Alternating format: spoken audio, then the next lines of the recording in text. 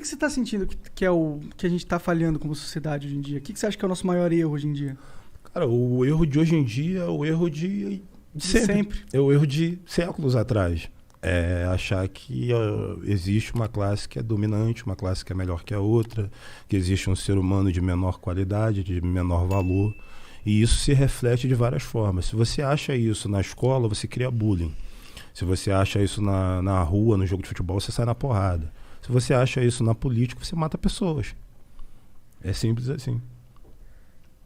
Loucura, né? Porque é verdade, né? As pessoas muitas vezes elas tomam decisões egoístas, elas ficam em posições de poder e elas, em vez de entender a posição de poder e como impacta as decisões delas, cagam, elas ficam só pensando em como o poder pode influenciar positivamente ela, exclusivamente. E é isso que aí acaba Esquece fudendo do cara tudo, que tá né? lá, que tá acreditando nesse cara, que tá Sim. depositando todas as fichas nele lá pra ele, porra, ter um amanhã mais maneiro. Pô, a gente sempre fez isso erradamente. No disco, eu falo disso, cara. Nessa música com o ADL, que inclusive a gente fez o vídeo, a única música que por enquanto eu fiz o videoclipe por conta da pandemia não tá dando pra fazer videoclipe, né, e se expor e tal. Mas a gente conseguiu fazer o clipe dessa música com a ADL. Nessa música a gente fala de indignação política, né? Mostra que cada movimento político partidário errado causa muitos efeitos negativos, desastrosos e às vezes irreversíveis para quem está lá do outro lado da ponta. E a mudança disso tudo não está neles, cara. Está em nós. Então é o que eu chamo no disco o tempo inteiro, que eu tenho falado em algumas palestras, que eu tenho participado de forma online, incentivando as pessoas a serem a própria mudança. Porque, tipo, se você olhar para a política brasileira, você vai ver que são sempre o mesmo perfil. As mesmas cartas, né? Homem, branco e hétero. E rico, tá ligado?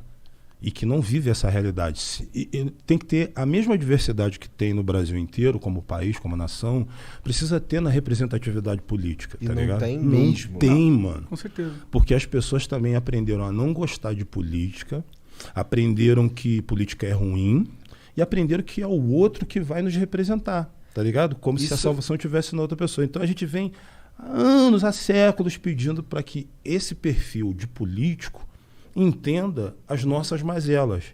E quem vai entender as nossas mazelas é só a gente mesmo, tá ligado? Só nós mesmos. Só nós mesmos, tá ligado? Só nós Por isso mesmo. que às vezes eu vejo assim uma senhora dentro da Cidade de Deus que tem R$ 300 no bolso, tá ligado? Aí ela tem ali o Mercado Rainha, tem o Presunic, tem mais não sei o quê. E ela sabe que o Presunic é o mais caro, tá ligado? Se ela for comprar tudo no Presunic, não vai dar pra trazer tudo. Então ela compra um pouquinho no Presunic. Mas tem uns bagulho que só tem no Presunic. Exatamente. Então ela vai... Cara, tu tá acha que eu não tô ligado? Tu é doido? Então ela vai lá no Presunic, compra o que só tem lá, vai num outro da CDD, no outro tá mais barato, depois vai no outro mercadinho e com R$ 300 ela consegue comprar tudo. Se é o político, ele vai no Presunic e compra tudo lá. O dinheiro não é dele. Agora, se ele for fazer uma reforma na casa dele, ele vai procurar o melhor preço, o melhor orçamento. Então, eu acho que a Dona Maria, que tem muito mais noção de gestão e de logística do que muitas outras pessoas, cara. Verdade. Do que o cara minha mãe era mestre dessa porra. Minha mãe fazia assim, ó, vou nesse mercado aqui, tu vai naquele e teu irmão vai no outro. Aí a gente demorou. Realmente deixava na fila, às vezes? Sim. Ficava na fila e tal. Cara, chegou uma fase, eu devia estar, sei lá, tava com 13, 14 anos por aí, que era eu que ia no mercado, tá ligado? Ia lá, aí ela já falava assim, ó, não, vi aqui tal lugar, vi na TV aí que, pô, tal bagulho tá mais barato assim. Porque assim, não fazia compra do mês. Eu ia lá comprar os bagulho que tava faltando, tá ligado? Então ficava de olho sempre lá nas paradas e toda hora era um mercado diferente. É isso que eu penso, mano. É tua mãe que tem que ser a vereadora, é essa senhora aqui que eu exemplifiquei, que tem que ser a deputada estadual, tá ligado? E assim vai entrando dentro da política e você vai mudando. Eu acho, na minha cabeça, posso estar redondamente enganado, mas eu acho que a gente tendo pessoas mais do povo dentro da política, eu acho que a gente tem a tendência de conseguir chegar mais próximo, com políticas públicas mais próximas do que as pessoas precisam de verdade. Do contrário, eu acho que eu vejo um distanciamento muito grande, até pelo histórico. Você vê que quando vem alguém dizendo que é a nova política, é alguém que tem o sobrenome do pai. Tá ligado? Então você começa a ter políticos de carreira.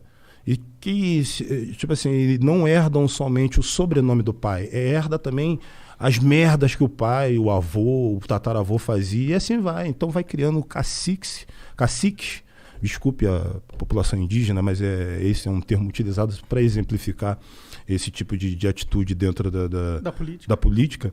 Mas vai criando assim chefes, consertando aqui, dentro raposas velhas dentro da política. Coronéis, né? Também. Coronéis, é a melhor definição. Coronéis dentro da política que não querem largar o osso. Então ninguém tem um plano de melhoramento do Brasil. Ninguém tem um plano de melhoramento do Brasil. Todo mundo fala que tem.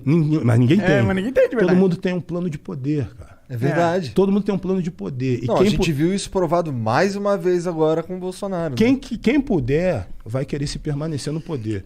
Isso em qualquer instância, desde o presidente da República até do vereador, lá embaixo. Todo mundo quer se manter no poder. O que puder fazer para prolongar, não só tem direito a 2 mandatos, vamos botar para 3, não pode ter reeleição, mas é a perpetuação dentro do poder. Não existe um plano de governo, um plano de melhoramento do Brasil. Não, é só ficar ali mamando. Mas é aquilo que tu falou, se o cara herda, né, o sobrenome e herda também, porque o que significa herdar o sobrenome? Você vai herdar todo o capital político do seu pai, mas o que é o capital político do seu pai? É um monte de treta e mutreta que ele tem com um monte de gente no poder, e essas tretas e mutretas, elas vão carregar em você. Você tem o cu preso com alguém. Não. A partir do momento que você herda todo esse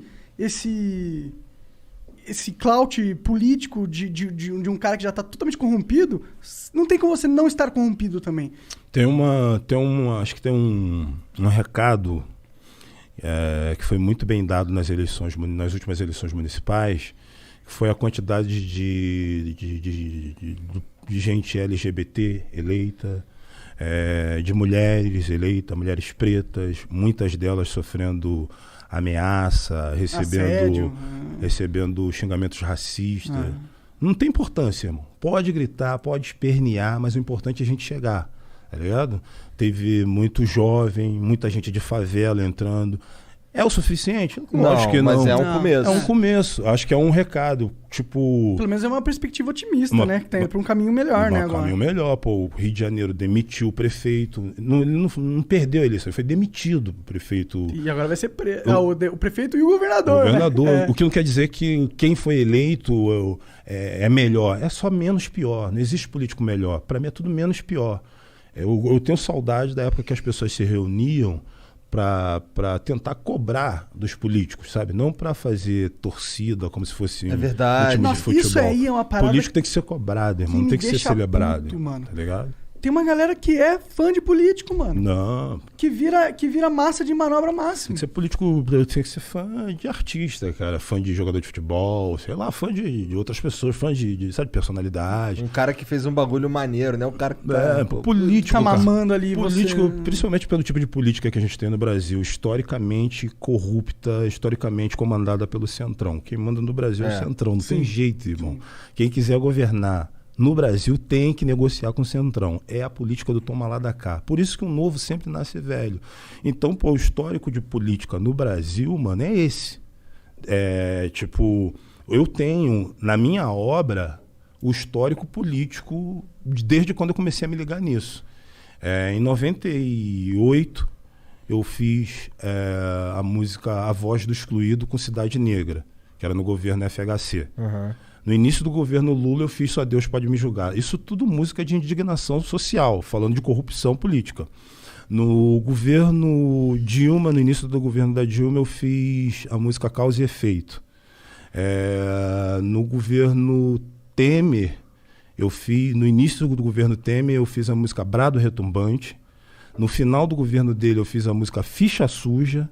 No início do governo atual, eu fiz a música Insalubre, e agora fiz esse disco que ainda é nesse governo. Então, todas essas músicas que eu estou te falando para vocês aqui, são músicas que são de indignação coletiva em relação à política, e a maioria delas são atemporais, porque não serve para uma época. O Brasil ele é tão repetitivo que, infelizmente, uma música de 2002, tu bota agora, a maioria dos versos são condizentes. E dá uma sensação que a gente não tá mudando, né? Não tá, só piorando. É foda, né? Será que não chega uma hora que a gente desacredita do sistema político, será que não chega uma hora que a gente... essa é a minha percepção, entendeu? Eu tô perdendo a fé no voto, cara. De verdade, assim. Parece muito que a gente é... sei lá, um bando de gado mesmo, tá ligado? Que é controlado por uma elite e a gente realmente não tem liberdade, mano. Mano, tu pode até sentir um gado dentro do curral, mas aí de vez em quando, irmão, essa portilha pode abrir. Ou então se juntar o gado todo, for pra cima da cerca, a cerca cai, irmão. Tá ligado? Não, com certeza. O desestímulo do voto, eu acho que tem muito a ver com isso que a gente tá falando de você não ter, um retorno. Já se tu parar, como, hoje eu sou empresa, tá ligado? Eu tenho minhas próprias coisas. As coisas que eu gravo, não tem R$1 de verba pública, é tudo do meu bolso, não tem patrocínio, não tem nada, mano. Quem me patrocina são meus fãs, que cada vez que vão lá, clicam nas minhas coisas e fazem minhas coisas explodir e crescer. Eu não tenho alguém que banca a minha parada, então eu faço tudo sozinho. Aí, tu vê ali a quantidade de impostos que a gente tem que pagar. É muita coisa, irmão. A pessoa que não precisa nem ter empresa. Quem não tem empresa já paga um monte de coisa. São os que mais pagam, né? Quem tem empresa, então, mano, tu tem que pagar um monte de coisa pra tu manter a tua empresa viva, pra tu poder continuar fazendo as coisas. Aí, tu pagar os impostos já é um problema, mas não seria se você visse o retorno disso em políticas públicas eficientes. Sim. Tá ligado? Paga imposto, mas vou no hospital, tem um hospital aqui em cima. Não tem. Paga imposto, mas vou na rua, tô seguro. Não tem. Pago imposto, mas os meus filhos vão na escola pública e aprendem inglês, aprendem porra toda. São os três pilares que eu acho que, saúde, segurança e educação. O poder público tinha que cuidar. É o mínimo. Pelo tamanho dos impostos que a gente paga, tá ligado? Tipo assim, mano, eu pago imposto suficiente, pra ter uma segurança legal. Não preciso querer ter uma arma para eu mesmo fazer minha segurança. Mano.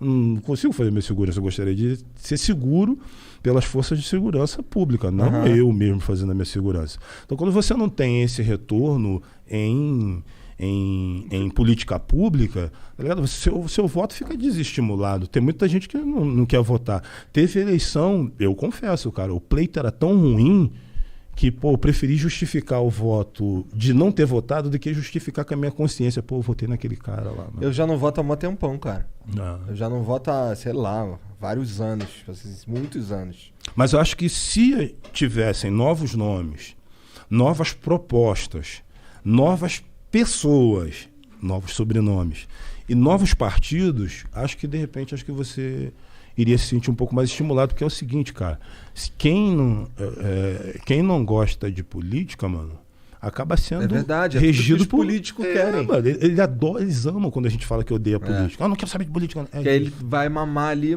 mais porque é menos competição pra ele, né? Ele pode ficar fazendo o que ele quiser. O que a gente tá conversando aqui é o terror deles. Porque você vê, tipo assim, ele pode até posar de intelectual, mas tem político que não sabe falar, não tem oratória. O próprio presidente. Não sabe falar, mano. Tem gente que não sabe falar, não sabe conversar, não sabe defender um argumento, só sabe xingar, mano. E aí depois a gente que é o mimimi, mano. Aí, às vezes, os caras pedem pra gente explicar sobre racismo, a gente explica na boa vontade. Mas isso é mimimi, mano. Perdeu uma paciência, cara. Então, tipo, tem que ter outro tipo de político, outro tipo de gente pra poder representar o Brasil do jeito que ele é. Que o Brasil é muito mais do que isso aí que tá aí, cara.